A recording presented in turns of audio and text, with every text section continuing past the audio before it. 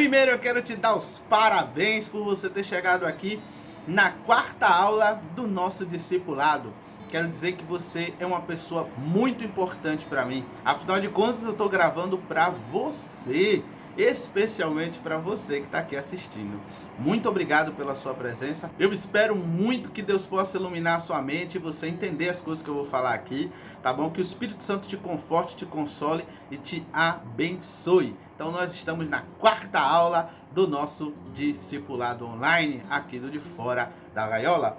Hoje a gente vai aprender sobre quem somos nós, né? Quem é a humanidade. Em Gênesis capítulo 1, versículo 26, diz o seguinte: E disse Deus, façamos o homem à nossa imagem, conforme a nossa semelhança, e domine sobre os peixes do mar, e sobre as aves do céu, e sobre o gado, e sobre toda a terra, e sobre todo réptil que se move sobre a terra.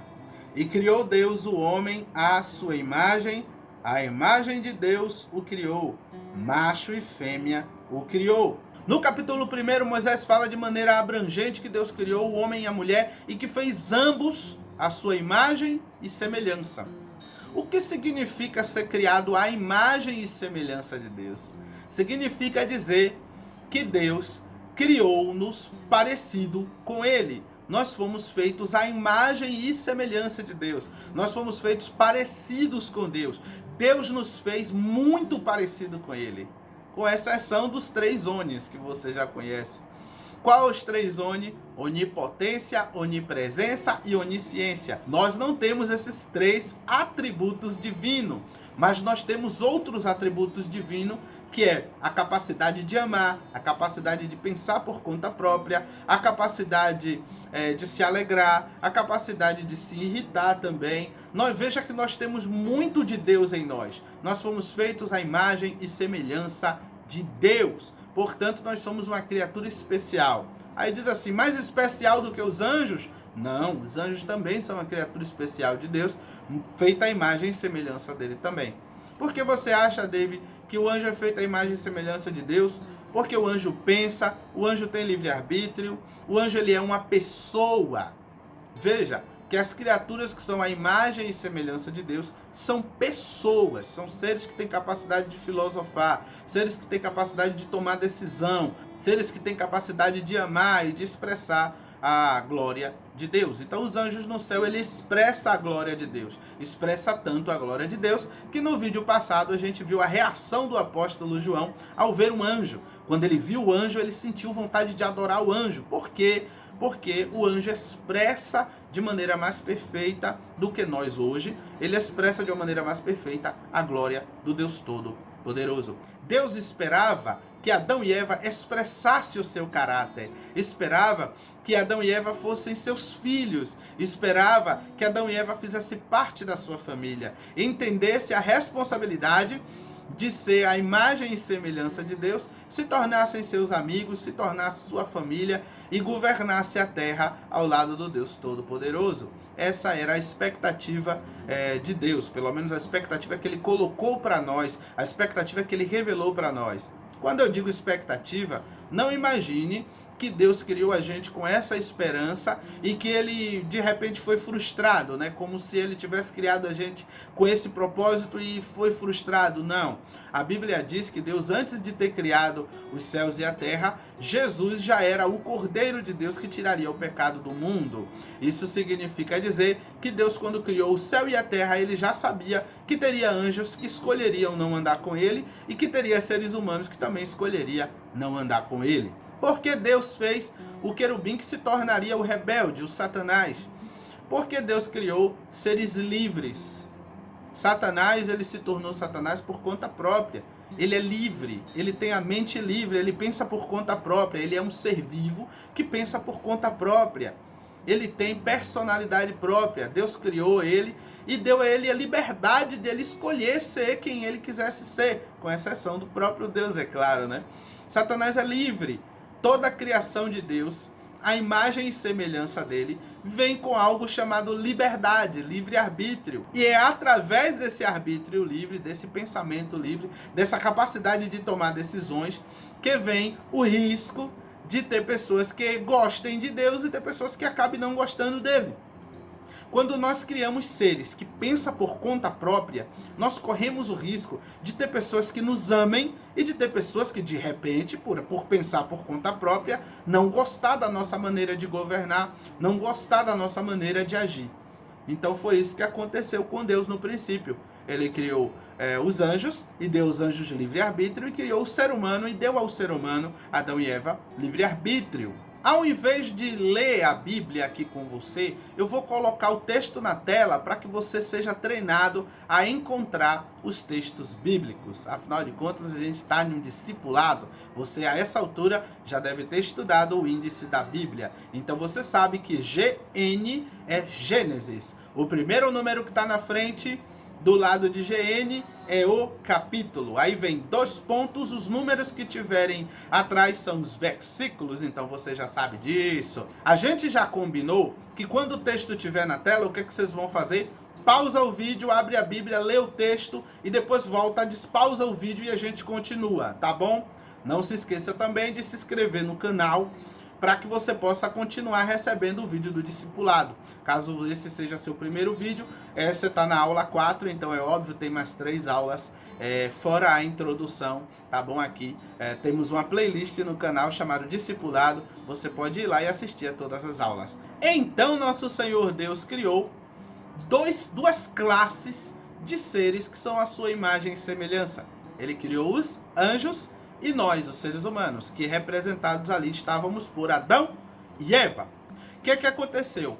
Deus colocou Adão e Eva para tomar conta do jardim, que ficava em uma região chamada Éden. Aí por isso o nome Jardim do Éden. Adão e Eva estavam lá no jardim, como você conhece a história. Eu duvido muito que tenha um brasileiro que não conheça a história de Adão e Eva.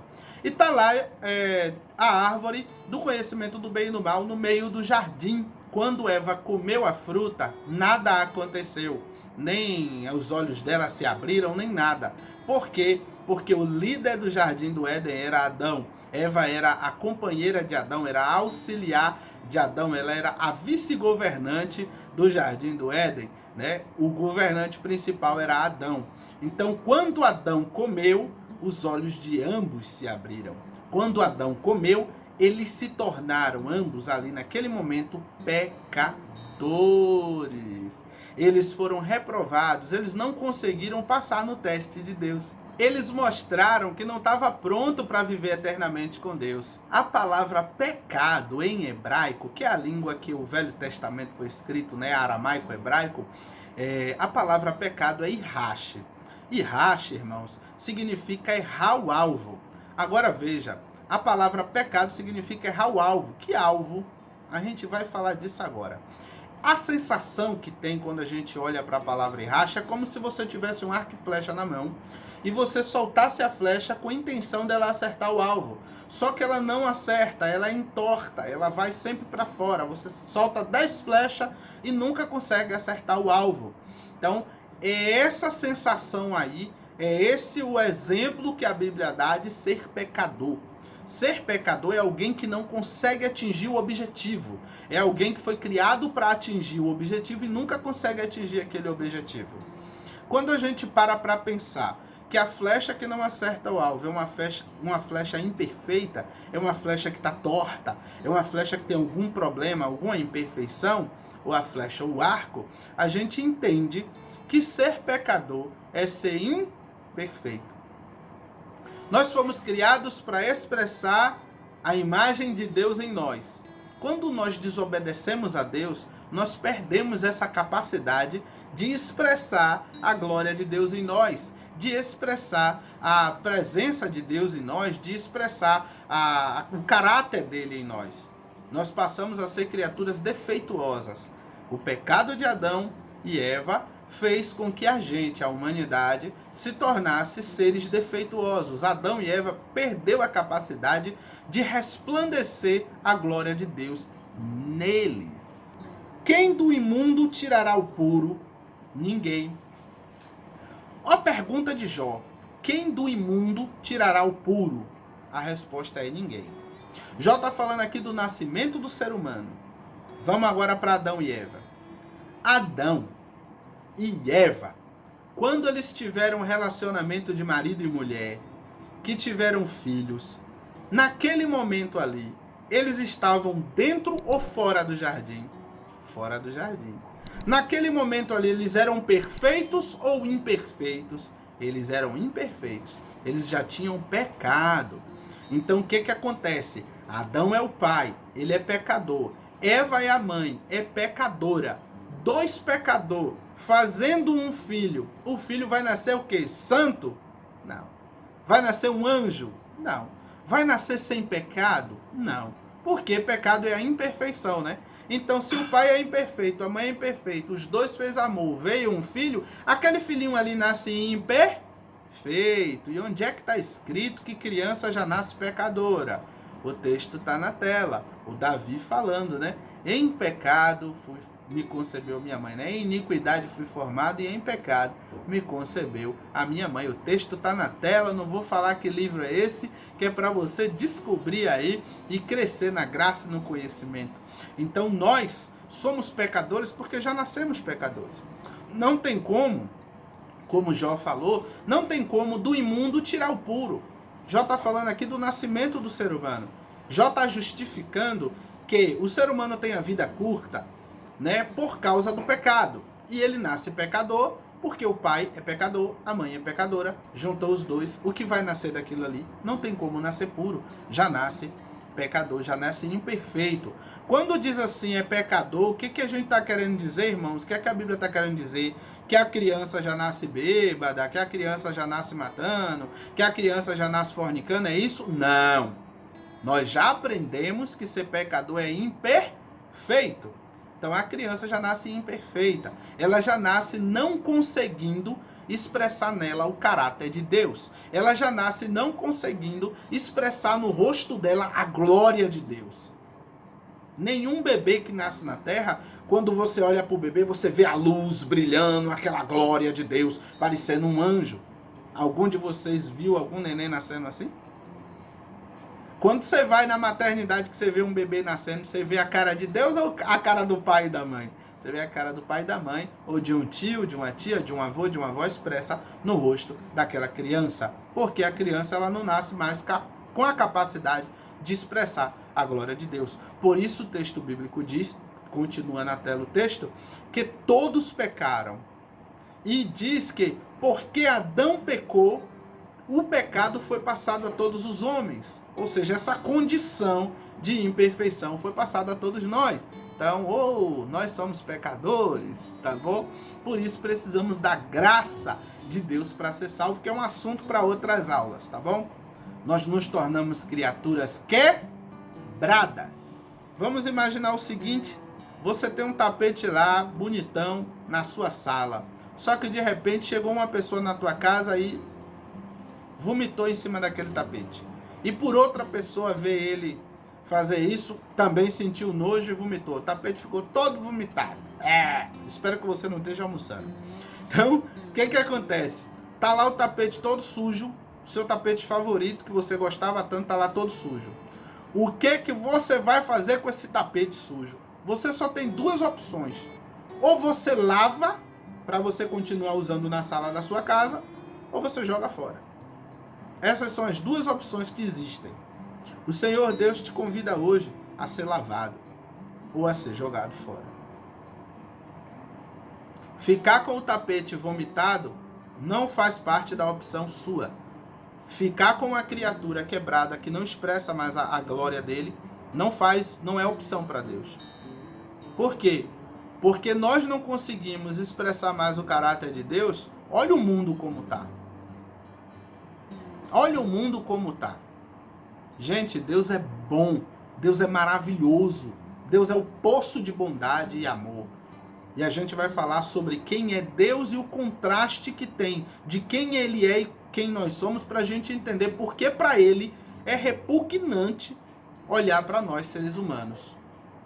Para Deus é nojento olhar para o ser humano apartado de Jesus. Olhar para o ser humano sem Jesus sobre nós, para Deus é repugnante. Ele não quer ter a gente com ele se a gente permanecer sujo. se a gente permanecer vomitado, aqui trazendo para a parábola. Deus não vai nos querer na sala da casa dele, cheirando a vômito. Quando você tem esse tapete que você gosta tanto que está todo vomitado, é duas opções, ou lava ou joga fora.